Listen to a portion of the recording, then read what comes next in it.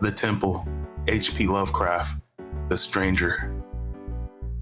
Unhappy are those whose memories of childhood only bring terror and sadness. Unhappy are those who look back and only see hours of loneliness, suffering between a frightful wakefulness and the shadows of trees that agitate silently with their twisted branches. That is what the gods told me. It left me dizzy, delusioned, barren, and rootless. I grasp at those fleeting memories when my mind tries to reach the distance. I ignore where I was born, for the only place that I know is that this castle is infinitely ancient, infinitely horrible. There was never light. The light of the sun never pierced through, thanks to the trees. However, there was another tower that hurtled upward into the unknown sky. The trees grew to great heights to match the height of the tower I had access to. But it was ruins, and I wasn't able to climb it unless I was willing to climb it stone by stone. I must have lived entire ages in this place, but I am unable to measure time. Someone must have preoccupied themselves with attending to my needs, even though I don't remember any person other than myself. I believe whoever has been feeding me must be someone surprisingly old, some derisive replica of myself. Though twisted and old like the castle.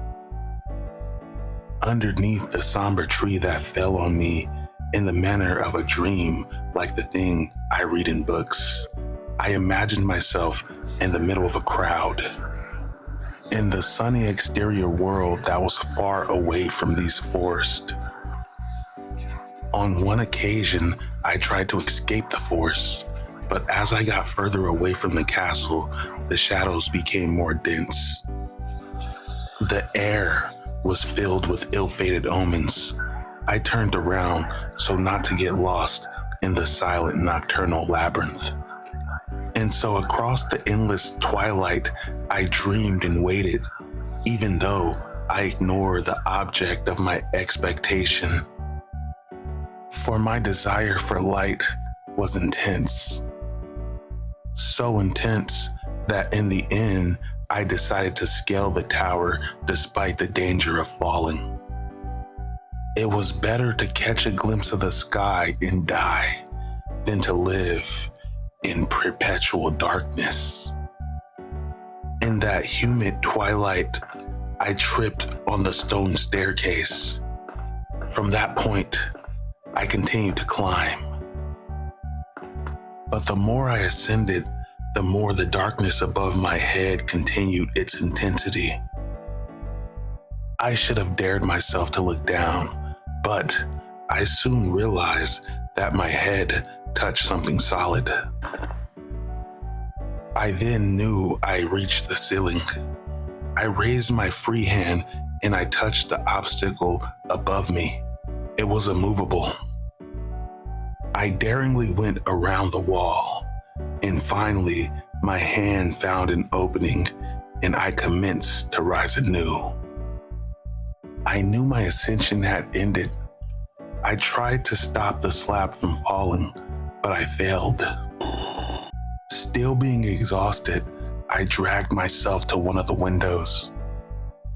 For the first time, I was going to reflect on the sky, the moon, and the stars. But my deception was gargantuan in scope. All I saw was a shelf filled with some hateful statues that returned my stare with an empty gaze. I asked myself what shocking secrets were enclosed and sealed at this height. Later, my hands unexpectedly put themselves onto the threshold of a door. I pushed and I discovered it was closed. And when it opened, I fell into one of the most pure ecstasies I had ever known. Imagining that I had reached the summit, I began to climb the stairs. But the moon was rapidly veiled by the clouds. I felt obliged to continue my ascension at a much slower pace. It was still very dark when I reached the iron gate. I did not open it for fear of falling from the impressive height I had climbed. And in that moment, the moon came back out. Nothing that I had left behind could compare to what I saw now. Instead of contemplating from a perspective of a cave of trees with one elevated tower, behind the gate, there was more nor less a solid floor. Not even what I just witnessed could slow down my footsteps. It didn't matter what might be happening to me or that it might be some crazy magical dream. I was determined to ponder the clarity and happiness from every coast. I ignored what or who I was and what was possibly surrounding me. Even though I began to become aware of this fantastic latent memory that made me advance far from coincidental. After hours of walking, I arrived at the end of my excursion. In the middle of a leafy grove, there stood a venerated castle, surprisingly familiar, even though it was full of strange perplexities to my eyes. What I observed with the most interest were the open windows that were letting out so many sounds of happy voices. Looking inside, I saw a group of beings strangely dressed. They were happy, and they spoke lively to each other. Without thinking about it, I decided to go inside the establishment. But then the real nightmare began. The crowd made a hasty flight.